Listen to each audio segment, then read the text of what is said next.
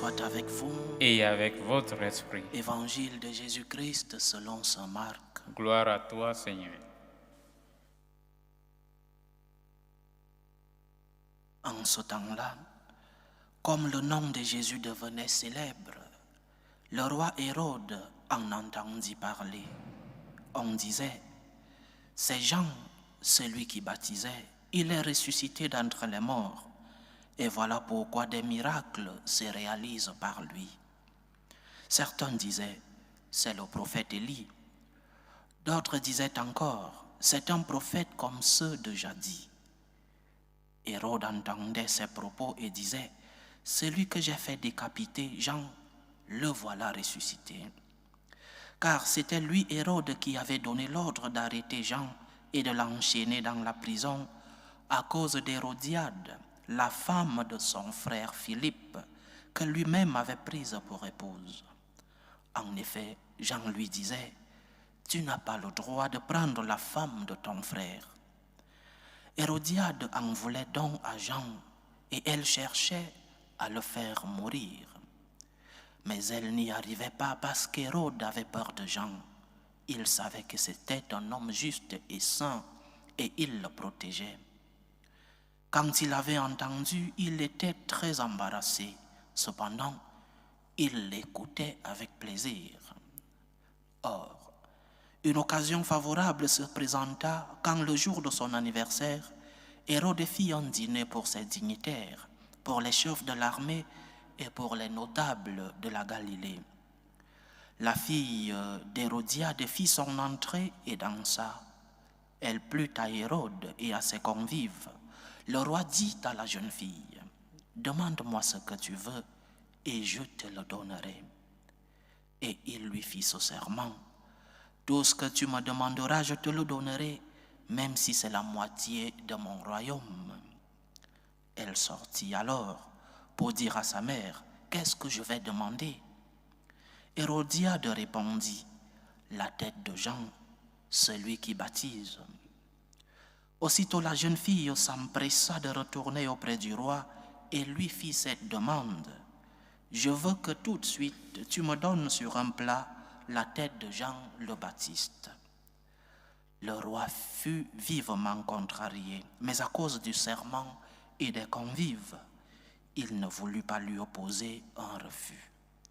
Aussitôt, il envoya un garde avec l'ordre d'apporter la tête de Jean. Le garde s'en alla décapiter Jean dans la prison. Il apporta la tête sur un plat, la donna à la jeune fille, et la jeune fille la donna à sa mère. Ayant appris cela, les disciples de Jean vinrent prendre son corps et le déposèrent dans un tombeau. Acclamons la parole de Dieu. Louange à toi, Seigneur Jésus. Dans la lutte entre le bien et le mal, dans cette lutte que le diable ne veut pas se reconnaître perdant, et dans toutes les périodes de l'histoire de l'humanité, le diable a toujours utilisé beaucoup de méthodes, beaucoup d'instruments pour pouvoir attaquer la créature la plus aimée de Dieu, pour que le Seigneur puisse souffrir en attaquant l'homme. Le diable attaque directement le Créateur. Il a toujours utilisé des instruments, mais l'instrument le plus utilisé, c'est l'attaque à la famille. Lorsque la famille est attaquée, l'être humain est attaqué dans sa racine la plus profonde. Lorsque la famille est attaquée, c'est la nature humaine elle-même qui est attaquée. Et cela depuis toujours. L'exemple dans le livre de la Genèse entre Adam et Ève.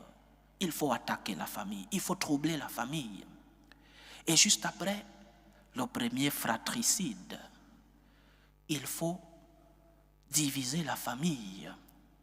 Quand qui tue son frère Abel par jalousie.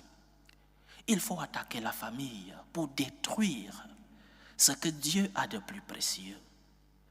Et cela continue aujourd'hui. Le diable ne cesse pas d'attaquer la famille.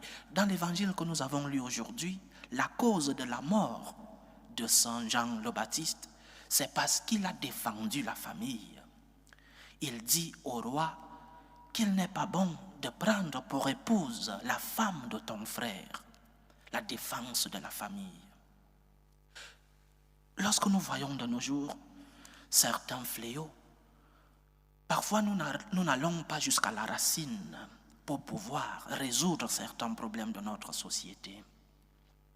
Il y a quelques jours, je lisais la grande nouvelle, la grande information sur la non-interdiction du devoir conjugal en France. Il n'est plus obligatoire, le devoir conjugal. Mais pourquoi? Ça, c'est une attaque à la famille. Lorsque la famille est divisée, lorsqu'il n'y a plus de devoirs et de droits dans la famille devient un instrument politique et donc cet instrument s'éloigne de Dieu parce qu'elle est attaquée par l'ennemi, parce qu'elle est attaquée par le diable. Et les conséquences viendront. N'attendons pas longtemps, les conséquences arriveront. Lorsque la famille est attaquée, c'est la racine même de l'humanité, parce que la famille, c'est la cellule de l'être humain. La famille, c'est la cellule de l'humanité. Lorsqu'elle est attaquée, je prendrai l'exemple de beaucoup d'autres fléaux. L'avortement, l'euthanasie, l'homosexualité. Lorsque la famille est attaquée, d'une manière ou d'une autre, par certains instruments ou par d'autres, lorsque la famille est attaquée, c'est l'être humain dans sa nature la plus profonde qui est attaqué. Protégeons nos familles. La famille, l'être humain peut vivre, ne peut ne pas vivre en famille. Lorsque la famille est attaquée, c'est l'être humain lui-même qui est attaqué. Défendons nos familles, chers frères et sœurs. Et je finis cette méditation en parlant aux parents. La deuxième cause de la mort de Saint Jean-Baptiste, en plus de sa défense de la famille, la deuxième cause, c'est une cause de vengeance. Cette petite fille a été utilisée pour des causes de vengeance. N'utilisons pas nos enfants pour des causes injustes. La vengeance. N'utilise pas tes enfants pour te venger de ton conjoint parce que vous avez des problèmes à la maison. N'utilise pas tes enfants parce que tu sais qu'ils sont fragiles, qu'ils sont innocents, que parfois ils obéissent sans se rendre compte des conséquences. C'est sûr que cette pauvre fille qui a bien dansé ne se rendait pas compte de ce qu'elle demandait, juste parce que sa mère lui a demandé par vengeance la tête de Saint Jean-Baptiste. N'utilise pas tes enfants pour des causes injustes. N'utilise pas tes enfants pour de la vengeance. N'utilise pas tes enfants pour des mauvaises causes, parce que ces enfants sont innocents. Ces enfants n'ont pas besoin d'être souillés à cause de tes problèmes. Utilise tes enfants pour le bon usage. Tes enfants ont besoin d'une bonne éducation. Tes enfants ont besoin d'une bonne alimentation. Tes enfants ont besoin que tu sois leur lumière, leur témoignage pour qu'ils puissent faire le bien et éviter le mal. Protégeons nos familles, protégeons nos enfants. Loué soit Jésus-Christ. À jamais.